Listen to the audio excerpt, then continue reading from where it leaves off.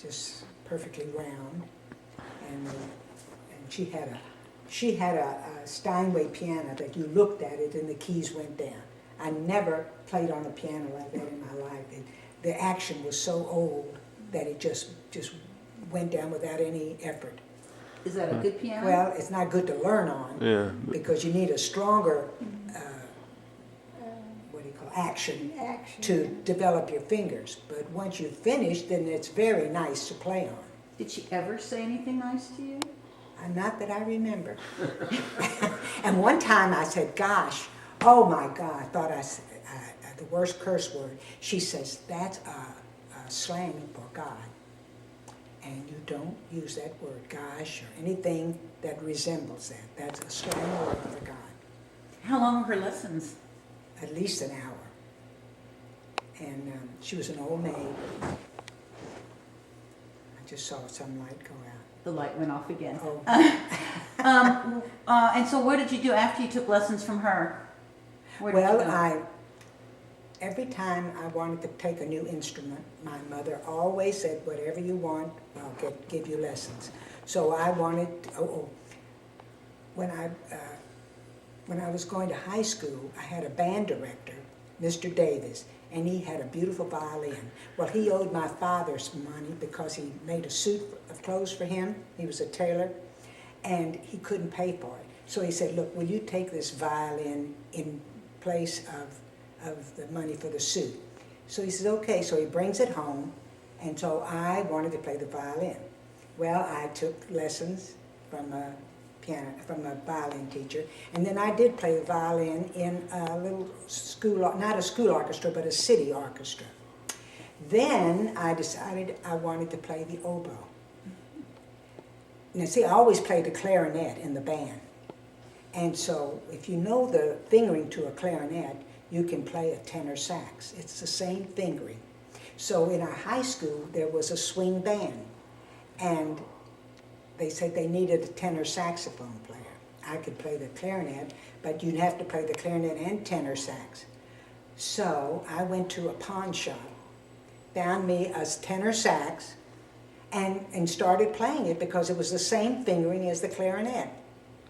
And so I played in the swing band. We played for dances, and it was a lot of fun. In fact, my music, between being in the band, and the marching band, and seeing all the games, you know, and everything, that was the best part of my high school time, was being in the band and playing the instruments. And so I played in the orchestra. Then I decided to play the oboe. I loved an oboe.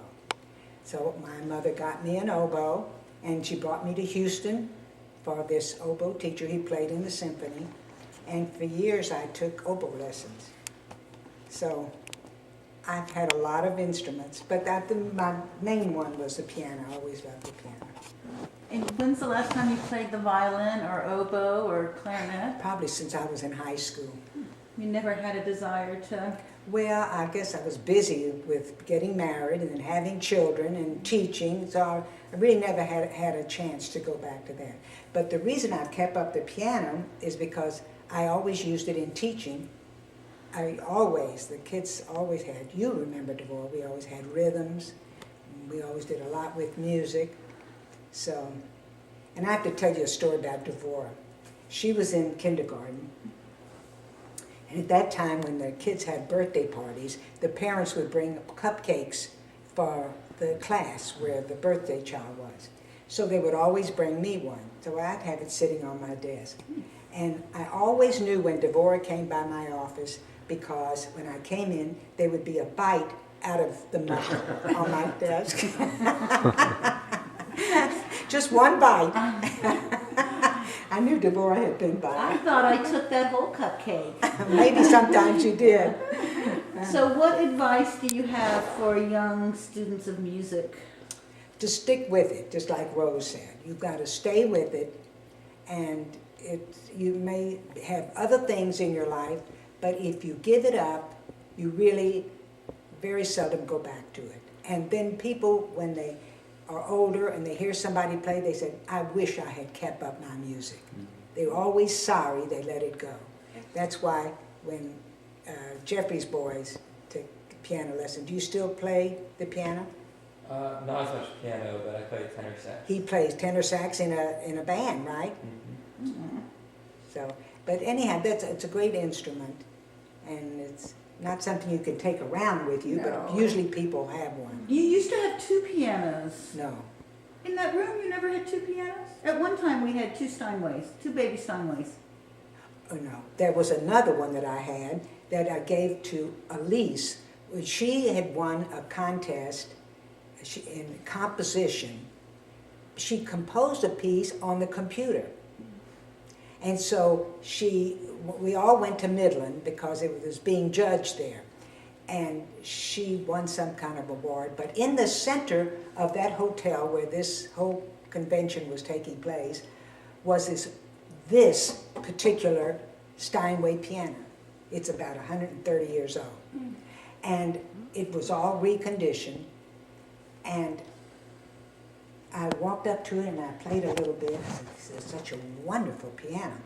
I says, and so the young man standing next to it, he says, you know, it's for sale.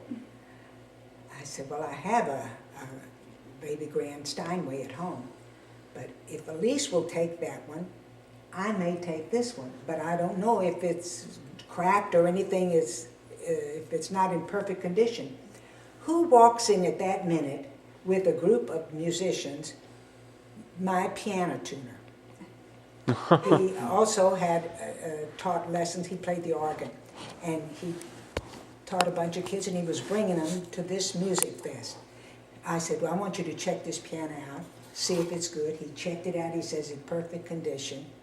So that it was a very good price. So I bought it, and my Steinway went to Elise. It's still at Amelia's house because Elise doesn't have a house yet to put it in. So that's the story of the pianos. Yeah, that's great. Thank you very much, Safta.